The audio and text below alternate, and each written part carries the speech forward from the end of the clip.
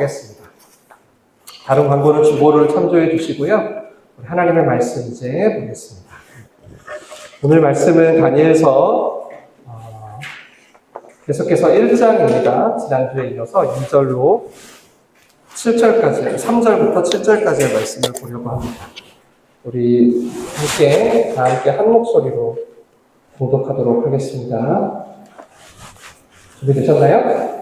하나님의 말씀 읽겠습니다. 시작. 왕이 환관장 아스브나스에게 말하여 이스라엘 자손 중에서 왕족과 귀족 몇 사람 곧 흠이 없고 용모가 아름다우며 모든 지혜를 통찰하며 지식에 통달하며 학문에 익숙하여 왕궁에 설만한 소년을 데려오게 하였고 그들에게 갈대아 사람의 학문과 언어를 가르치게 하였고 또 왕이 지정하여 그들에게 왕의 음식과 그가 마시는 포도주에서 날마다 쓸 것을 주어 3년을 기르게 하였더니 그 후에 그들은 왕 앞에 서게 될 것이더라.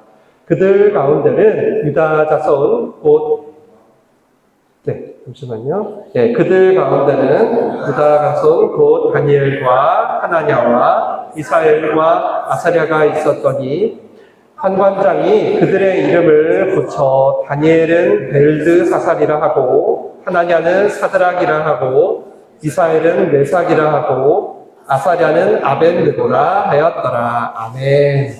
아멘. 제가 잠시 기도합니다. 살아계신 하나님, 하나님의 말씀을 들으러 왔습니다. 하나님의 말씀은 우리의 생명이라고 하셨습니다.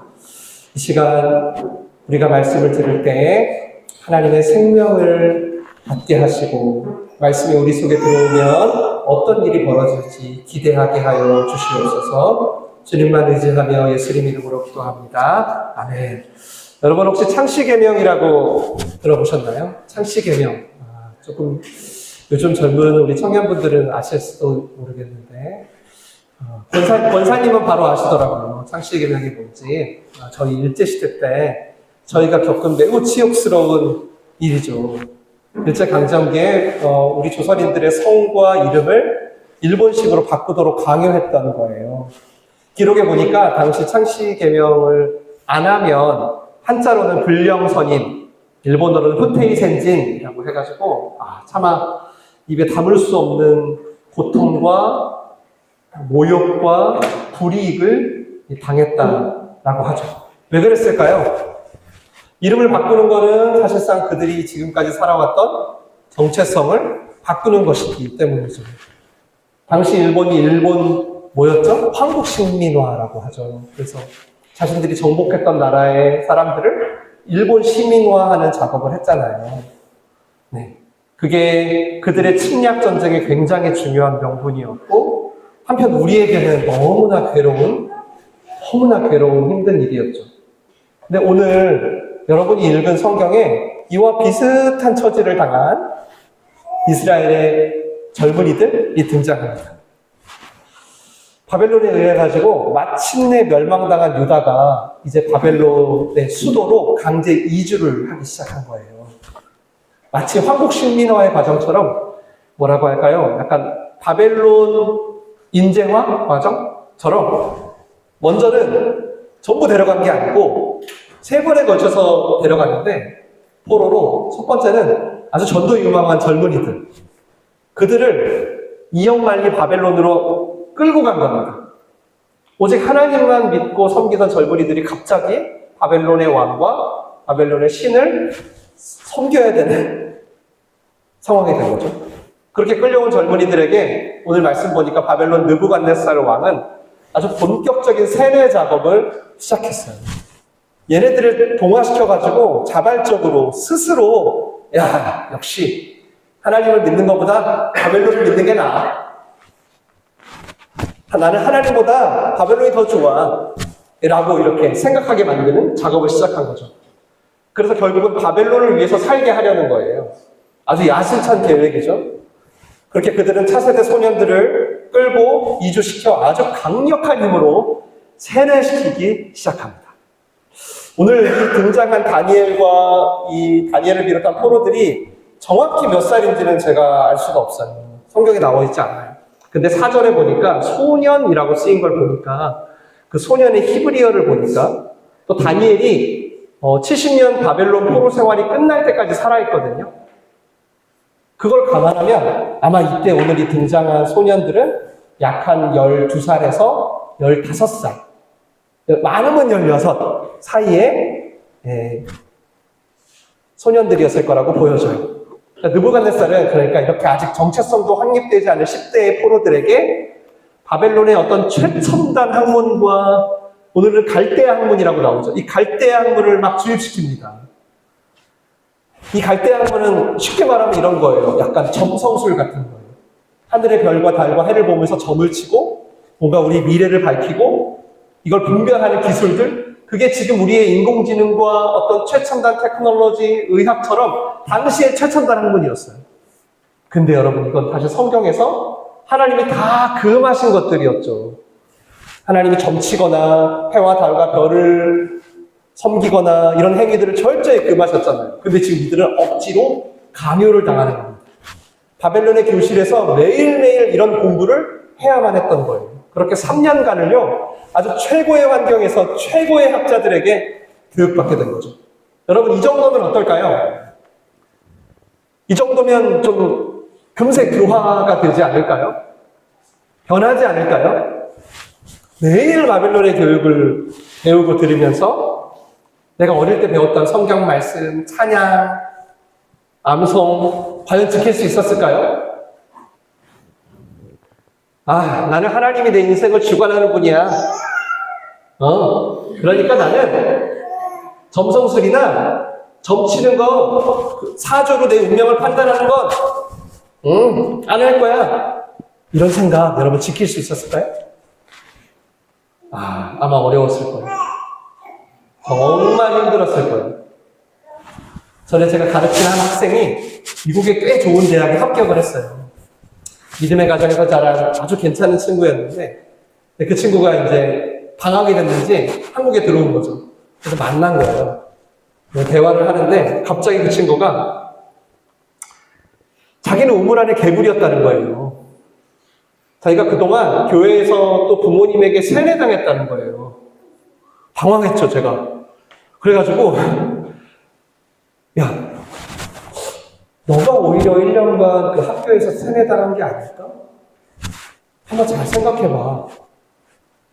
이 문제는 세뇌가 아니라 어떤 신앙과 신념의 문제 같구나 라고 이렇게 파일르고 계속 독려를 했는데, 학생은 갑자기 접한 그 1년간의 학문과 문화, 이거에 정신을 차릴 수가 없었던 거죠. 그렇게 바로 교회를 떠나버렸어요. 여러분, 사실 우리가 지금 사는 지금 이 세상이요, 어떤 신념이라는 게 크게 의미가 없는 시대예요. 여러분도 동의하실 거예요. 신념보다는 뭐가 좀 앞서냐면 안전, 그 다음에 편의, 만족, 그 다음에 쾌락, 이런 것들이 훨씬 우리에게 중요합니다. 사람들이 그래서 쉽게 생각을 바꾸는 거예요. 게다가 모든 신념은 상대적인 거라는 포스트 모더니즘의 이 풍토가 있잖아요. 그러니까 다 존중되고 다 존중받아야 마땅한 거 아니에요? 강요되어서는 안 되죠 라는 풍조가 있으니까 더더욱 이렇게 자기 기질은 잘 안 바뀌어요. 그런데 신념은 굉장히 쉽게 바뀌어요.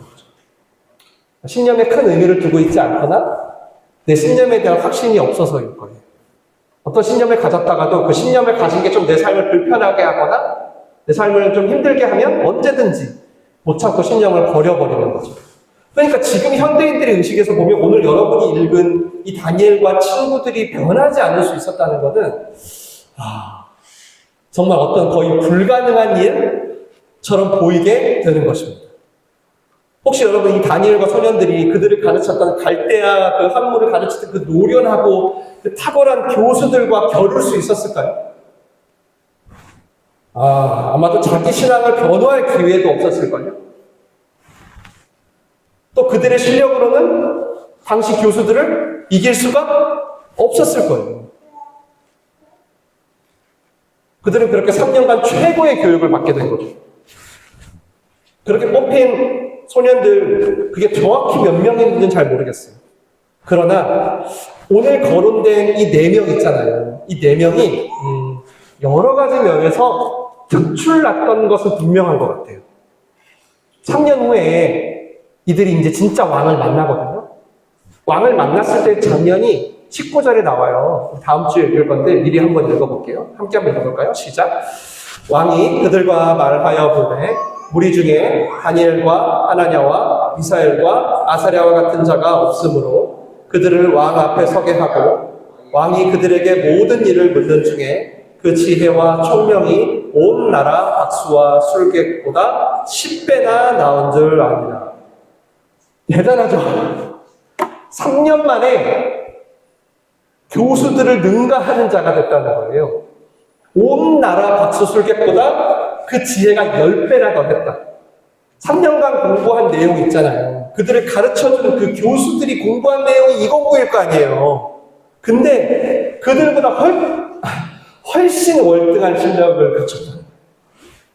즉 어쩔 수 없이 하나님을 부정하고 부인하는 세상의 학문 속에서도 그들은 탁월했던 거죠.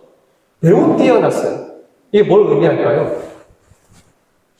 세상 학문도 열심히 공부했다? 물론 맞아요. 물론 맞아요. 바벨론 같은 세상에 사는 지금 저와 여러분도 주어진 공부를 열심히 해야 돼요. 심지어 내가 다닌 학교가 이단의 학교일지라도.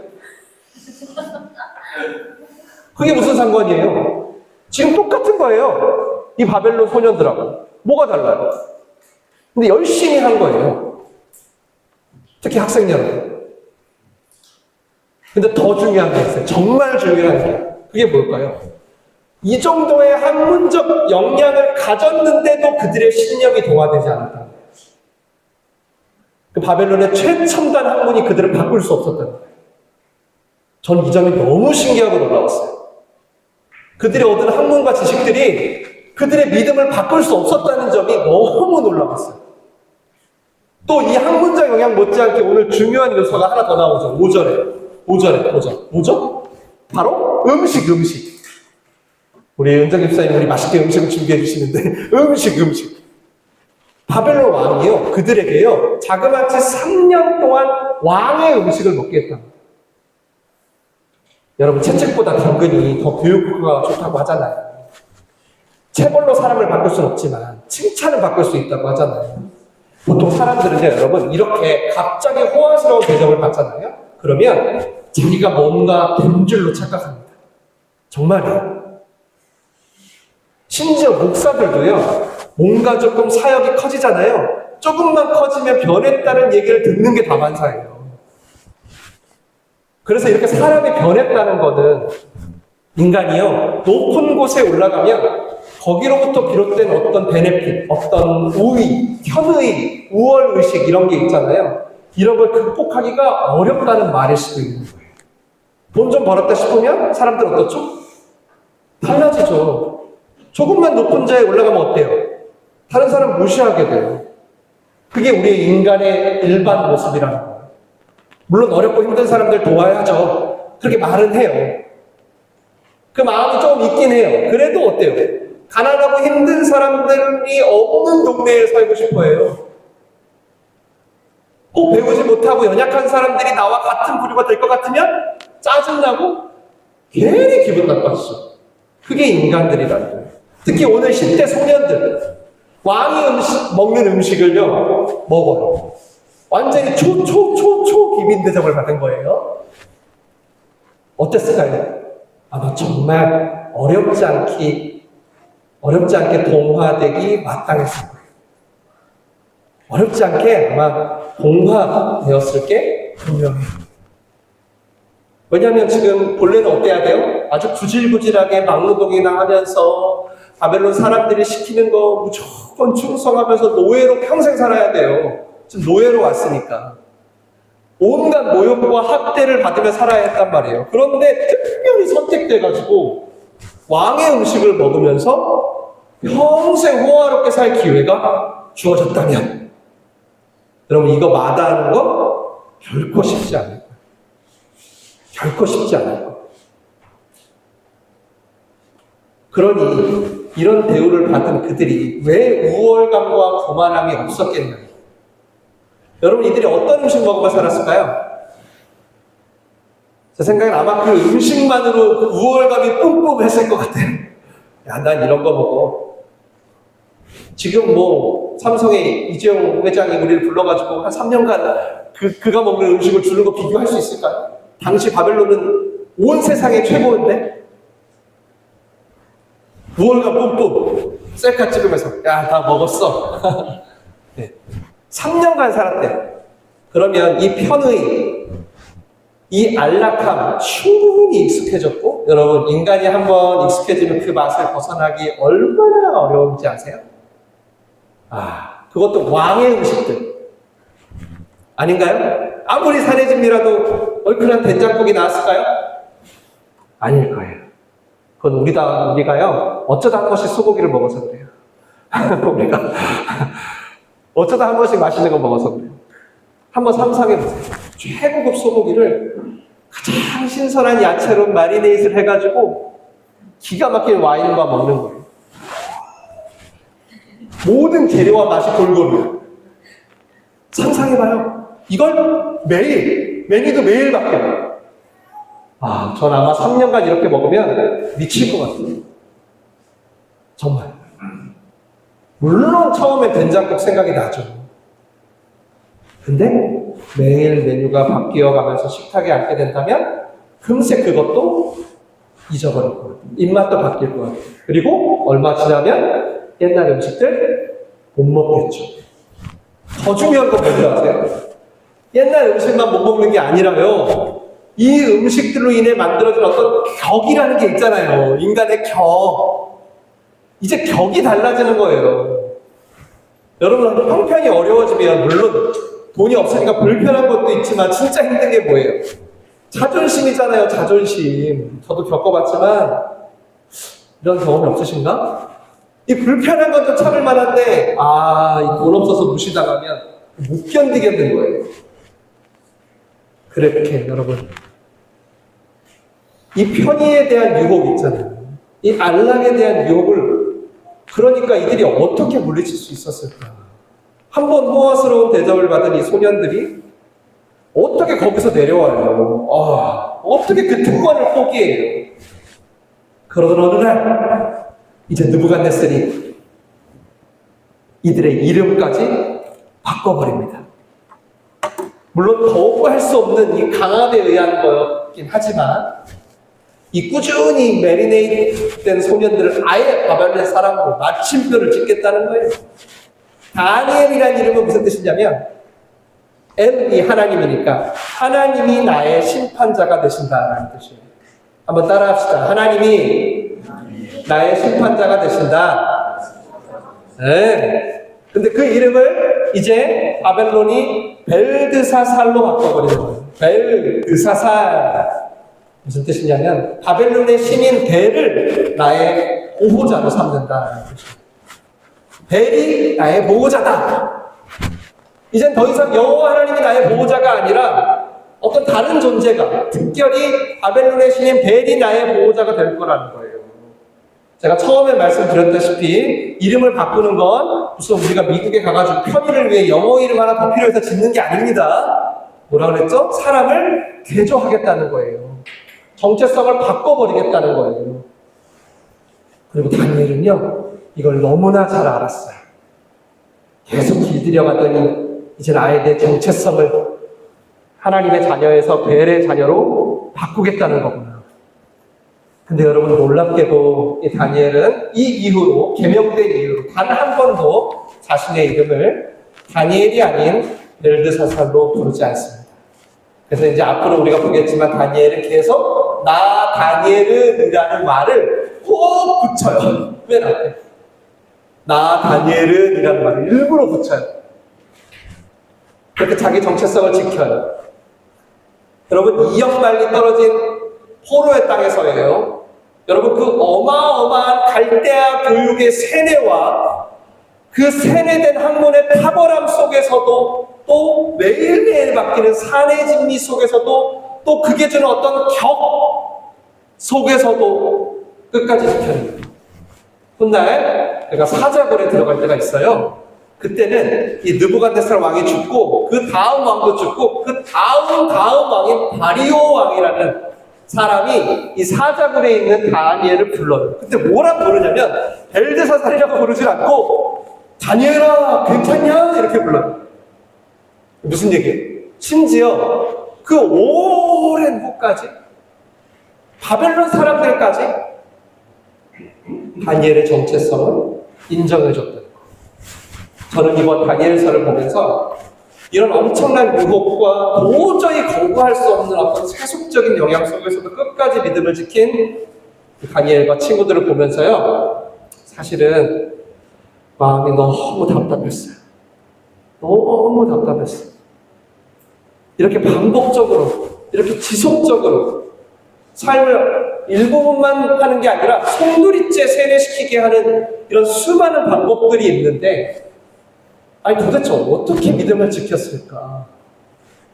그 달콤함, 그 편리함, 그 사람들의 인정, 그 우월의식, 특권들, 아니 도대체 어떻게 이 힘을 이길 수 있었냐?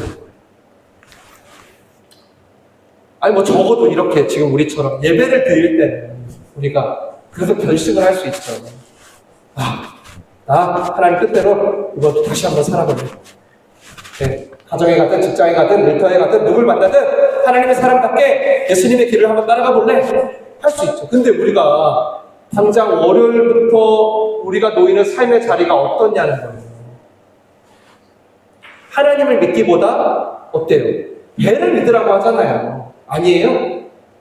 성경제임은 더 하겠죠. 배를 믿으라고 하잖아요. 야, 하나님 믿는 것도 좋은데 그건 적당히 해. 적당히 믿으면서 이 세상을 좀 즐겨. 야, 너 크리스찬 이름표 좀 여기서 떼라. 여기서 안 어울린다, 야. 놀 때는 좀 떼고 놀자. 거기에 좀 맞춰. 이거 없어요, 여러분? 그 세상의 맛을 보여줄 때마다 처음엔 한두 번 거절하다가도 그 맛에 길들여지면 어때요? 어때요, 여러분? 너무 그립지 않아요? 너무 달콤하고. 그래서 심지어 예배 때도 생각나잖아요. 이것들을 어떻게 이길 수 있냐? 도대체 어떤 사람이 이 유혹을 물리치는 걸까? 이 거센, 이 파도 같은 세속화를, 이름까지 바꿔버리는 이 바벨론의 파워를. 그래서 크리스찬의 정체성이 흔들릴 때는 아무렇지 않아. 근데 바벨론의 정체성이 흔들리면 죽을 것 같이 막 떠는 거죠. 벌벌 떨어요. 나 이제 어떡하냐. 그래서 사업이 잘 될 때 오는 그 달콤함과 사업이 안 될 때 오는 그 불안함. 그래서 어떻게든 내 신념은 필요 없어. 어떻게든 바벨론에 적응해보려고. 아니 여러분, 이 저항할 수 없는 이 세속의 파도를 도대체 어떻게 극복할 수 있는. 설교를 준비하면서 이 다니엘과 친구들이 어떻게 이 세속 가운데서도 믿음을 지킬 수 있었을까? 그게 도대체 뭘까를 계속 생각했던 것 같아요. 근데 시원하게 답이 없더라고요. 그래서 더 답답했어요. 그리고 사실 답을 말해줘도요, 제가 그렇게 될 수 없을 것 같아서 더 답답했어요. 어떻게 하면 다니엘처럼 그 바벨론의 세례 속에서도 오히려 바벨론에게 영향을 끼칠 수 있을까? 그런 크리스찬이 될 수 있을까? 가령 오늘 읽지 않았지만 다음 구절, 다음 절 볼 건데 8절에 보면 다니엘이 뜻을 정하여 라고 나와요. 뜻을 정했다고. 그래서 이 뜻을 정하면 되는구나. 뜻을 정해야지 하고, 여러분 우리 뜻을 정합시다 라고 설교를 하면 제가 좋겠는데요, 그보다 먼저 드는 생각은 뭐냐면요, 뜻을 정하면 이길 수 있나? 하는 거예요. 아니 한두 번 뜻을 정해본 것도 아니고, 다시는 그렇게 하지 않겠다고, 매년 매주 이번 주는 믿음으로 살겠다고, 세상에 눈썰리지 않겠다고, 아까 우리 헌법 찬양했죠? 돌아서지 않겠다고 뜻을 정하면 그럼 이길 수 있나? 그것도 의지력이 있는 사람들만 하는 거지. 그렇지도 못한 내가 매일 흔들리고 매일 넘어지고 매일 보지 말아야지 다짐하지만 불뚝불뚝 솟아오르는 욕망과 분노를 극복할 수 없는 내가 도대체 어떻게 다니엘과 친구들처럼 될 수 있을까? 너무 저를 답답하게 만들었습니다. 이 질문. 기도원에 있는 내내 그랬던 것 같아요. 그래서 이 설교를 준비하면서도요, 기도원에서 준비했거든요. 잘 안 될 것 같은 마음. 왠지 이 설교를 하면 성도들이 또 다 어려워하고 잘 것 같은. 계속 씨름했어요. 그러다가 이제 기도원에서 내려올 때가 되었는데요. 짐을 싸고 내려올 쯤 되었던 것 같아요. 마지막 예배를 드리는데 어떤 한 사건이 제 마음속에 주마등처럼 스쳐 지나갔습니다. 제가 몇 번 설교 때 나눴었는데요. 제가 시골 산촌에 전도 여행을 한참 다닐 때였어요. 그 중에 한 교회에서 치유 기도회를 하기로 한 거죠. 시간이 났는데 이제 기도회 시간이 된 거예요. 제가 올라가야 되는데 갑자기 너무 자신이 없는 거예요. 너무 두렵고 제가 기도해도 아무 일도 안 생길 것 같고 너무 겁이 나는 거예요. 그래서 제가 거기 목사님한테 도저히 못하겠다고, 죄송하다고, 지금이라도 그냥 찬양인도만 하고 내려오겠다고, 죄송하다고 했더니 거기 목사님 막 흥분하면서 지금 마을 어른들, 할매들 다 올라왔다고, 여기서 나가면 어떡하냐고, 무조건 해야 된다고, 무조건 해야 된다고. 그래서 거의 개 끌려가든 사형장 끌려가든 강대상에 올라간 거죠. 진짜 올라갔는데요, 여러분 진짜 아무것도 못하겠어요. 아무 생각도 안 나고 빨리 내려가고만 싶고 너무 무섭고. 그때 알게 됐죠. 뭘 알게 됐을까요? 내가 믿음이 없구나 라는 걸 알게 됐어요. 믿음이 없구나. 전도여행 중인데도 믿음이 없구나. 근데 그걸 들키기 싫었거든요. 그래서 안 올라가고 싶었는데 성령께서 뭐 움직이셨는지 아니면 제가 딱히 할 말이 없어서 그랬는지 거기서 제가 이걸 솔직히 고백한 거예요. 여러분, 제가 믿음이 없습니다. 그랬더니 난리가 났죠. 이 집회가 어디로 갈런지 막 웅성웅성대고. 그때였던 것 같아요. 제 마음속에 아주 세미한 음성이 이렇게 들렸던 것 같아요. 읽어드릴게요. 나는 이렇게 약한 너를 통해서도 일할 수 있는 여호와입니다. 네, 두 번째로 나는 이렇게 약한 너를 통해서도 일할 수 있는 여호와입니다. 놀랬죠. 어느새 나의 상태를 주목하고 그렇게 사람들의 시선을 의식하고 그러니까 자동적으로 잘해야만 한다는 바벨론의 세대에 어느새 눌려있는 저를 본 거예요. 잘해야 한다. 이게 다 바벨론의 세대잖아요. 본 거예요. 깜짝 놀랐어요. 하나님을 바라볼 수가 없었던 거예요. 근데 그 세미한 음성을 듣고 생각해 보니까 그래, 하나님은 이런 나를 통해서도 충분히 일할 수 있는 분이지. 아니, 이거보다 내가 더 연약할지라도 그런 나를 통해서도 일할 수 있는 분이지. 내가 아니라 하나님이 하시지. 나의 상태를 믿는 게 아니라 하나님을 믿는 거였지 라는 생각이 들면서 그대로 고백한 거예요. 근데 여러분 하면서 이렇게 얘기했어요. 근데 여러분, 하나님은 이렇게 흔들리는 저를 통해서도 일하실 수 있는 분이십니다. 우리 그분을 믿읍시다 하고 그날 참 많은 은혜를 받았던 기억이 떠오르는 거예요. 기도원 내려오면서. 그러면서 깨닫게 된 것은 이번에 이 다니엘서를 하나님이 우리에게 주시면서 우리에게 주는 메시지가 뭐냐면 어떤 다니엘과 그 친구들의 위대함이 아니라 바로 하나님의 신실하심이구나 하는 거였습니다.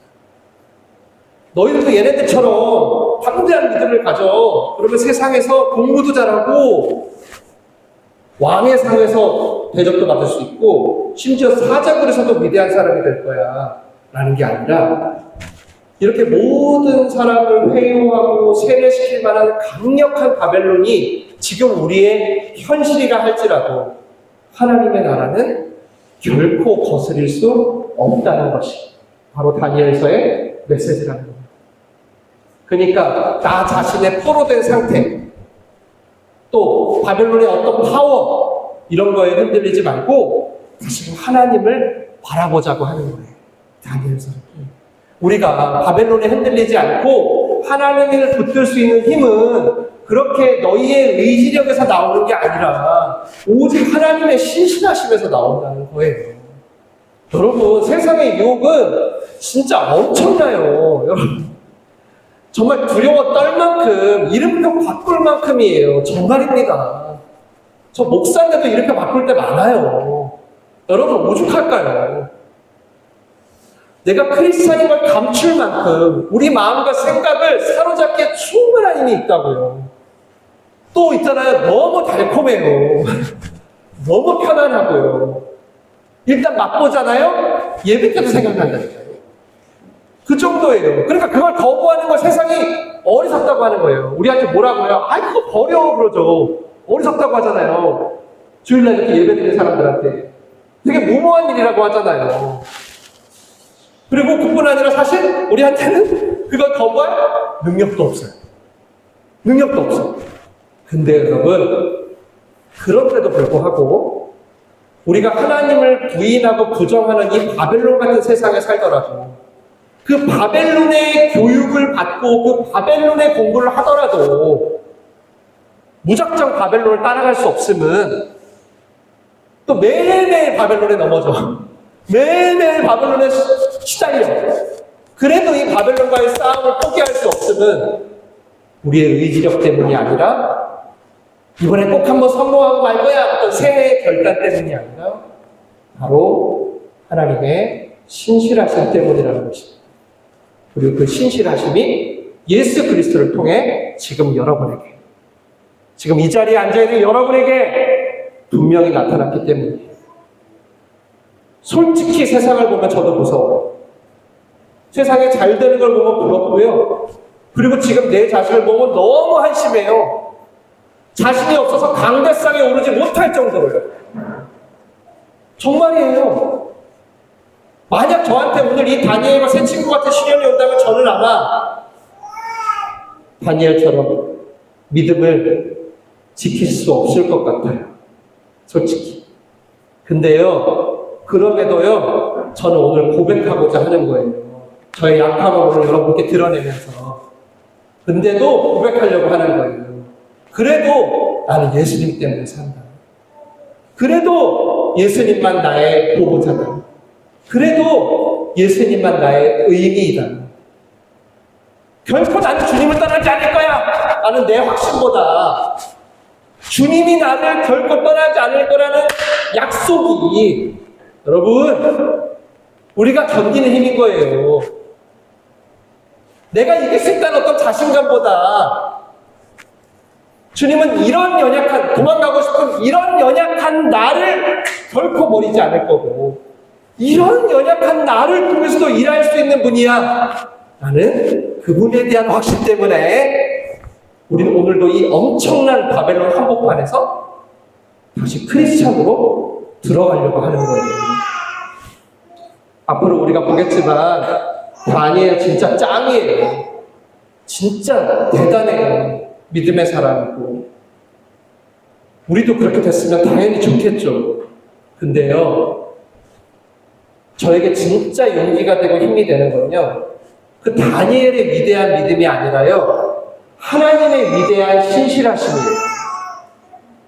여러분, 우리 이름표도 바뀔 수 있어요. 근데요, 그래도 절대 바뀌지 않을 건요, 저의 어떤 의지가 아니라 하나님의 신실하심이라는 거예요. 여러분, 이 사실이 우리를 다시 일어서게 할 것입니다. 믿으시길 바랍니다. 이 신실하신 하나님을 찬양합니다. 이 신실하신 하나님을 찬양합니다. 우리 박수로 한번 찬양하겠습니다. 신실하신 하나님 찬양합니다. 이게 믿음이에요. 믿음은 나에게 있는 게 아니에요, 여러분.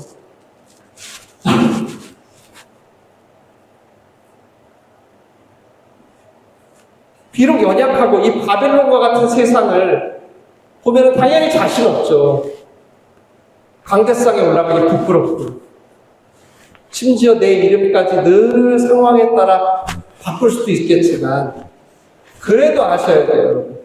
그래도 아셔야 합니다. 하나님이 이겨요. 반드시 이깁니다. 하나님의 나라가 기어코 임해요. 여러분이 아무리 연약해도. 그리고 여러분을 통해 그 하나님의 나라의 시나리오를 계속 이어갈 거예요. 여러분 이 땅에서 사라져도. 바로 이 하나님의 신실하심에 대한 믿음 때문에 부족하고 연약하고 하도 세뇌돼서 목사님 제가 지금 믿음이 있나 없나 잘 모르겠어요 하고 그런 상태임에도 불구하고 그래도 예수님만 나의 주인이며 생명이라는 고백을 오늘도 하고 이번 한 주도 그 고백이 여러분을 바벨론 한복판에서 든든히 세우고 일으켜 줄 믿습니다. 신실하신 하나님을 믿는 연약한 크리스찬들 다 되시길 주님의 이름으로 축원합니다. 축원합니다. 같이 기도하겠습니다. 한 가지만 같이 기도하시죠.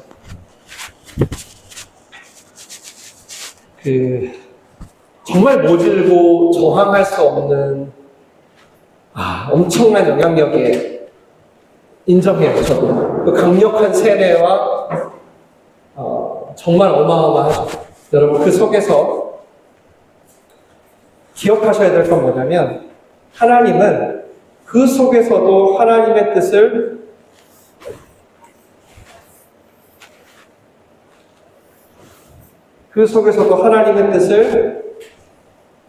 이루셨다는 겁니다. 이걸 기억해야 돼요. 이게 여러분의 힘이어야 돼요. 그러니까 여러분의 약함이 강해지는 게 여러분의 힘이 자꾸 되다 보니까 내가 교회는 다니고 예수님을 믿는데 바벨론의 그 세뇌에서 벗어날 수가 없는 거예요. 다시 한번 힘은 뭐냐면 내 이름표까지 떼버릴 상황에서도 하나님은 신실하시다. 그게 여러분의 힘이라는 거예요. 자, 기도할 때 반드시 내 삶에 하나님의 뜻을 세워가신다는 그 신실하신 약속을 믿고 다시 일어서기 원한다고 기도하세요. 특별히 이 자리에 지금 앉아는 있는데 내 마음에는 실패와 좌절, 오히려 이전보다 더 초라한 모습으로 있는 것 같은 분들이 계시다면 더 간절히 기도하세요. 나의 상태가 아닌 하나님의 신실하심으로 회복시켜달라고.